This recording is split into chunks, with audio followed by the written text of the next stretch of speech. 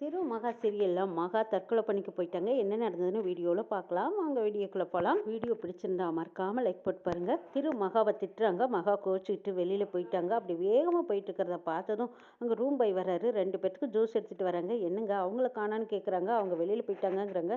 என்னமோ அவங்க போகிற வேகத்தை பார்த்தா அவங்க ஏதோ தப்பான முடிவு எடுக்கிற மாதிரி தெரியுது. நீங்கள் கூடி சீக்கிரம் போய் அவங்கள காப்பாற்றுங்கன்னு சொல்கிறாங்க. இது கேட்டு திரு என்ன சொல்கிற அப்படின்னு கேட்குறாங்க. ஆமாங்க அவங்க வேகமாக போகிறாங்க. நான் கேட்டதுக்கு கூட அவங்க பதில் பேசலை. அவங்க முகத்தில் அவ்வளோ ஒரு கோவம் இருந்துச்சு. அவங்க ஏதாவது தப்பான முடிவு எடுத்துகிட்டு போகிறாங்க. போய் காப்பாற்றுங்கன்னு சொன்னதுக்கப்புறம் திரு பின்னாடியே ஓடுறாங்க. அங்கங்கே விசாரிச்சுட்டு போகிறாங்க.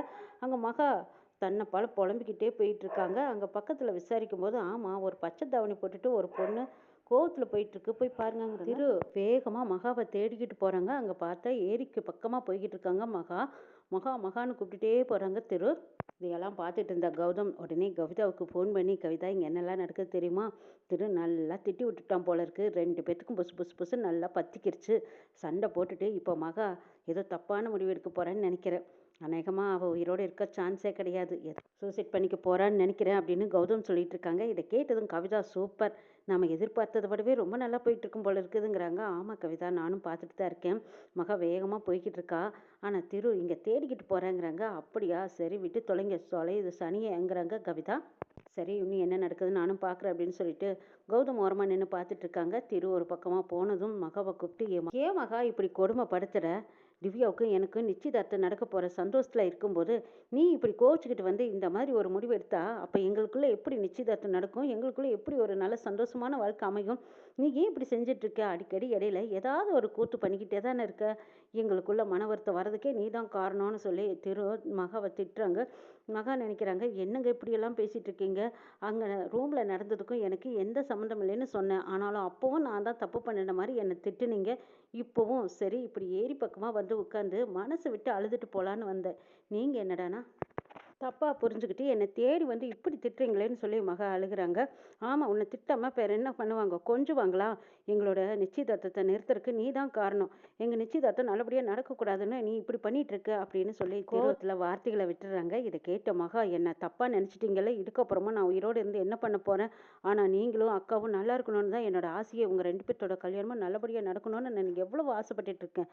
என்னை பார்த்து இப்படி ஒரு வார்த்தை கேட்டுட்டிங்களேன்னு சொல்லிட்டு மகா குடுகுடுன்னு போகிறாங்க. போன வேகத்தில் அப்படியே ஏரிக்குள்ளே கலோர்னு குளிச்சிடுறாங்க. தண்ணியில் குதிச்சது பார்த்து திரும்புகிறாங்க திரு.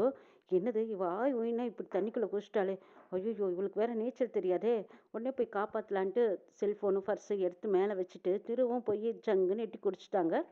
இதை பார்த்துக்கிட்டு இருந்த கௌதம் உடனே கவிதாவுக்கு ஃபோன் பண்ணி, நம்ம எதிர்பார்க்காதெல்லாம் நடந்துருச்சு கவிதாங்கிறாங்க. அதை கேட்ட கவிதா என்னங்க நடக்குதுங்க அப்படின்னு ஆர்வமாக கேட்குறாங்க. மகாவை திரு திட்டுனானா, திட்டுனதும் மகா போனதும் தண்ணியில் குதிச்சிட்டாங்கிறாங்க. அடடா சூப்பருங்க, நம்ம இதை தானே எதிர்பார்த்தோம். மகா சாகட்டும், அவளுக்கு அதுதான் வேணும், அவளுக்கு அதுதான் விதி. அந்த வேலைக்காரிக்கு எவ்வளவு திமிரு இருந்தால் நம்மளையே வேவுவப்பா. சாகட்டு விட்டுருங்க. அவள் செத்தான்னா பழியை தூக்கி திரு மேலே போடுறதுக்கு அருமையான சான்ஸு. திரு மகாவை கெடுத்துட்டான், அவள் கர்ப்பமாயிட்டா, அது தாங்க முடியாமல் தான் அவள் போய் தற்கொலை பண்ணிக்கிட்டான்னு நம்மளே ஒரு பெரிய பொருளையை கிளப்பி விட்டா எவ்வளவு நல்லா இருக்கும். திரு அடுத்தது தலை காட்ட முடியாது. அது மட்டும் இல்லைங்க, திவ்யாவை அவன் கல்யாணமும் பண்ணிக்க மாட்டான். அதுக்கப்புறம் அவன் வாழ்க்கை எப்படி இருக்கும்னு நினச்சி பார்க்கவே சந்தோஷமா இருக்குதே அப்படின்னு கவிதா சொல்லிட்டு இருக்கும்போதே, கவிதா இங்கே எதிர்பாராத ஒன்று நடந்துருச்சு அப்படின்னு கௌதம் சொல்கிறாங்க. என்னங்க நடக்குதுங்க அப்படின்னு மறுபடியும் கேட்குறாங்க கவிதா. அவளை காப்பாத்துறதுக்கு திரு மறுபடியும் குளத்துல குதிச்சிட்டாங்கிறாங்க. இதை கேட்டதும் என்ன சொல்கிறீங்க? சரி அதுவும் ஒரே வழி, நல்லதாக போச்சு விடுங்க. ஆனால் இந்த மகா மட்டும் குளத்துல இருந்து தப்பிச்சு உயிரோடு வரக்கூடாது. அவளை பொணமாக தான் மேலே தூக்கணும். நம்ம ஆளுங்களை வச்சு ஏரி கரைக்குள்ளேயே அவள் கதையை முடிச்சிருங்கிறாங்க கவிதா. சொல்லிட்டியல கவிதா, செஞ்சிடுறேன்னு சொல்லிட்டு கௌதம் எதிர்பார்த்துட்டு இருக்காங்க.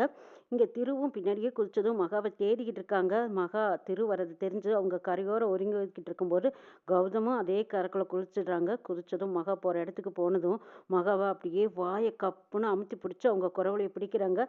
மகா அப்படியே உயிர் விடுற மாதிரி தம் கட்டி முடிஞ்ச வரைக்கும் அதுங்கிறது தப்பிக்க பார்க்குறாங்க. ஆனால் கௌதம் பிடியிலேருந்து சிக்கிட்டு தப்பிக்கவே முடியல. கையும் காலெல்லாம் உதறி பார்க்குறாங்க, முடியல மகா. ஒரு நிமிஷம் அப்படியே கை காலெல்லாம் அடக்கமாக போட்டுட்டாங்க. அப்படியே இறந்த மாதிரி இருந்ததும் கௌதம் விட்டுட்டு போயிட்டாங்க. இவ கதை இன்னைக்கோட முடிஞ்சது. இனி இதுக்கப்புறம் யாரும் தேட முடியாது. பொணமாக தான் மேலே முதக்குவான்னு நினச்சிட்டு கௌதம் விட்டுட்டு போனதுக்கப்புறம் எப்படியோ அது திரு கண்ணுக்கு பட்டுட்டாங்க. அதுக்கப்புறம் மகா அங்கே இருக்கா அப்படின்னு நினச்சிட்டு திரு போய் மகாவை காப்பாற்றி கரைக்கு மேலே கொண்டு வந்து போடுறாங்க. போட்டதுக்கப்புறம் எப்படியோ வாயிலேருந்து தண்ணியெல்லாம் எடுக்கிறாங்க. மகா பேச்சு மூச்சு இல்லாமல் இருக்கிறத பார்த்துட்டு திரு ஒரு நிமிஷம் பயந்து போயிட்டாங்க. மறுபடியும் தண்ணி எடுத்தால் சரியாக இருக்கும்னு வயிற்று அமுத்தி அமுத்தி ஊற்றி தண்ணி எடுக்கிறாங்க. தண்ணி கொம்பிடிச்சு வெளியே வந்ததுக்கு அப்புறம் தான் மெல்ல மெல்ல கண்ணு திறக்கிறாங்க மகா. கண்ணு திறந்து பார்க்கும்போது திரு முன்னாடி நிற்கிறத பார்த்துட்டு பயந்துட்டு நிற்கிறாங்க. என்ன மகா, என்ன பண்ணிட்டு இருக்க? என்ன உங்ககிட்ட பேசுனா அந்த மயத்தில் நீ சாவருக்கு துணிஞ்சிருவியா? ஏன் இப்படி எங்களை சித்திரவதை பண்ணிட்டு இருக்க?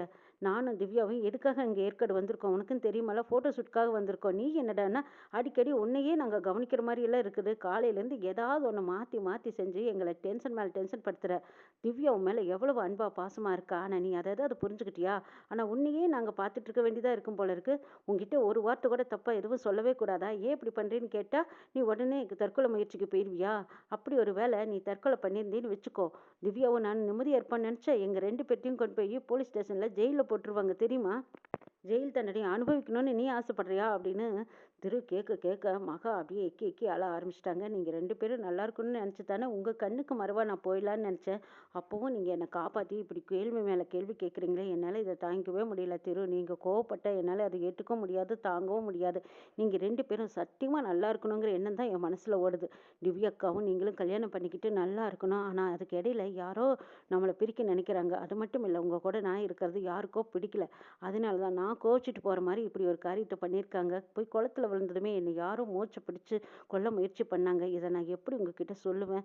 சரி, நீங்கள் 2 பேரும் சந்தோஷத்துக்காக இங்கே வந்திருக்கீங்க. ஃபோட்டோ ஷூட் எடுத்து முடிச்சுட்டு வீட்டுக்கு போனதுக்கப்புறமா இதை பற்றி பேசிக்கலான்னு நினச்ச மகா பொறுமையாக இருக்கிறாங்க. இனிமேல் பைத்தியக்காரத்தனமாக இப்படியெல்லாம் ஒரு முட்டாள்தனமான வேலையை பார்க்காத அப்படின்னு சொல்லிட்டு திரு கோவமாக அங்கேருந்து செல்ஃபோனையும் பர்ஸையும் எடுத்துகிட்டு கிளம்பும்போது, ஒரு நிமிஷம் இருங்களேன் அப்படின்னு சொல்லி மகா கூப்பிடுறாங்க. ஏன் இன்னும் என்னை எப்படியெல்லாம் வதைக்கணும்னு நீ நினைக்கிறேன் அப்படின்னு திரு மறுபடியும் கோவமாக மகா கிட்ட பேசும்போது, கொஞ்சம் இருங்க, நான் தற்கொலை பண்ணிக்கிறதுக்காக குளத்துல குதிக்கல, அப்படி ஒரு கோலையும் இல்லைன்னு சொல்கிறாங்க மகா. அப்புறம் எதுக்கு என் முன்னாடியே வந்து இப்படி குதிச்சு தொலைச்ச அப்படின்னு கேட்குறாங்க திரு. இங்கே பார்த்தீங்களா, மோதிரம், இந்த மோதிரம் தொலைஞ்சிருச்சு. தொலையக்கூடாதுங்கிறக்காகத்தான் இதை நான் தண்ணியில் கிடக்கிறத எடுத்துகிட்டு வந்தேன். இந்த மோதிரம் தொலைஞ்சா திவ்யாக்கா தாங்கிக்க மாட்டாங்க. அதனால தான் இந்த மோதிரத்தை எடுக்கிறக்காக நான் குதிச்சு எடுத்துகிட்டு வந்தேங்கிறாங்க மகா. மகா செஞ்ச செயலை பார்த்ததும் அப்படியே சிலிர்த்து போயிட்டாங்க திரு. மகா, திவ்யா மேலே நீ எவ்வளவு அன்பு பாசம் வச்சிருக்கேன்னு எனக்கு இப்போ புரியுது. உன்னோட உயிரை கூட பெருசாக நினைக்காம திவ்யா மேலே வச்சிருக்கிற மதிப்பு மரியாதையும் பாசம் தான் உன்னை இந்த அளவுக்கு உள்ள குதிக்க வச்சிருக்கு பாரு. அவள் போட்ட மோதிரம் காணாமல் போயிடக்கூடாது, அவள் வருத்தப்படக்கூடாதுன்னு நினச்சி உன்னோட உயிரையும் பெருசாக நினைக்காம தண்ணியில் குதிச்சு இந்த மோதிரத்தை எடுத்துகிட்டு வந்தது நினைக்கும்போது உன்னை நினச்சி பார்க்க எனக்கு பெருமையாக தான் இருக்குது மகா. நான் பேசுனதையெல்லாம் மனசில் வச்சுக்காதேன்னு மறுபடியும் சாரி கேட்குறாங்க திரு. இது கேட்ட மகா, நீங்கள் போய் என்கிட்ட சாரி கேட்கலாமா? என்னோட எத்தனை விஷயத்தில் என்னை காப்பாற்றிருக்கீங்க. என்னை வீட்டில் தங்கறதுக்கு இடமும் கொடுத்து வீட்டில் இருக்கிறவங்க எல்லாரும் என் மேலே எவ்வளோ பாசம் காட்டுறாங்க. திவ்யாக்கா என் மேலே எவ்வளோ பாசமாக வச்சுருக்காங்க. என் கூட பிறந்த அக்கா மாதிரி எப்படி நடந்துக்கிறாங்க. அவங்களுக்கு போய் நான் துரோகம் பண்ண நினைப்பேனா? அக்கா நல்லா இருக்கணும்னு தான் எப்போவும் நான் நினைப்பேன். என்னோட உயிர் எனக்கு பெருசாக தெரியல. அக்காவோட விலைமதிப்பில்லாத இந்த அன்பும் பாசம் எப்போவும் நிலைக்கணும்னு தான் நான் ஆசைப்பட்றேன்னு சொல்லி மகா அந்த மோதிரத்தை திரு கையில் கொடுக்குறாங்க. திவ்யாக்காவும் நீங்களும் கல்யாணம் பண்ணிக்கிட்டு சந்தோஷமா இருக்கணும். உங்களுக்குள்ள இடையில நான் எப்பவுமே வரமாட்டேன். நீங்கள் 2 பேரும் சந்தோஷமா இருக்கணுங்கிறது தான் என்னோட ஆசை. இப்படி மகா திருக்கிட்ட சொன்னதும் மகா சொன்னதை கேட்டு திரு கண்கலங்கி நிற்கிறாங்க. மகா, உன்னை புரிஞ்சுக்காம நான் எடுத்தோம் கவுட்டோன்னு இப்படி உன் மனசு நோகும்படி பேசின மகா. உன் மனசை புரிஞ்சுக்காம பேசுனதுக்கு என்னை மன்னிச்சிடு அப்படின்னு திரும்ப திரும்ப திரு மகா கிட்ட மன்னிப்பு கேட்குறாங்க. என்னங்க, நீங்கள் போய் என்கிட்ட மன்னிப்பு கேட்குறீங்க? நீங்களும் திவ்யாக்காவும் எப்பவும் சந்தோஷமா இருக்கணும். உங்கள் 2 பேர்த்தோட கல்யாணமும் நல்லபடியாக நடக்கணும்னு தான் என்னோட ஆசை. உங்கள் 2 பேர்த்துக்கு இடையில நான் எப்பவுமே வரமாட்டேங்கிறாங்க மகா. இதை கேட்ட திரு, உன் வாழ்க்கையை நான் காப்பாற்றினா இல்லை கெடுத்தானு எனக்கு தெரியல. ஆனால் உன் வாழ்க்கை ஒரு கேள்விக்குறியாக இருக்குது மகா. ஆனால் எங்கள் வாழ்க்கை நல்லா இருக்கணும்னு நீ நினைக்கிற பாரு. உன்னோட மனசு, நல்ல மனசு யாருக்குமே வராதுன்னு சொல்லி திரு மகாவை பாராட்டி கூட்டி போயிடுறாங்க. இதை பார்த்துட்டு இருந்த கௌதம் திரும்ப கவிதாவுக்கு ஃபோன் பண்ணி, கவிதா, இங்கே நாம் நினச்சது ஒன்று நடக்கிறது ஒன்றா இருக்குது. இப்போ திரு திவ்யா 2 பேரும் சேர்ந்து போய்கிட்டு இருக்காங்கங்கிறாங்க. இதை கேட்ட கவிதா, என்னங்க நீங்கள் இப்படி அசால்ட்டை விட்டுட்டீங்களே, அவள் கதையை முடிச்சிருக்க வேண்டியதானே? திரு மேலே அந்த பழியை தூக்கி போட்டிருக்கலாம். அவங்க 2 பேத்துக்கும் கல்யாணம் நடக்காமல் ஜெயிலுக்குள்ளே கிடந்திருப்பாங்கன்னு கவிதா சொல்கிறாங்க.